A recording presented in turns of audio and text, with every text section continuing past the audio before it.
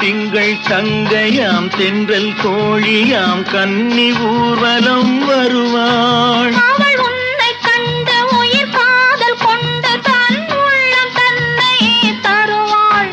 அவள் உன்னை கண்டு உயிர் காதல் கொண்டு தன் உள்ளம் தன்னை தருவாள். நான் அள்ளி கொள்ள அவள் பள்ளி கொள்ள சுகம் மெல்ல மெல்லவே புரியும். நான் அள்ளி கொள்ள அவள் பள்ளி கொள்ள சுகம் மெல்ல மெல்லவே புரியும். கை தொடும்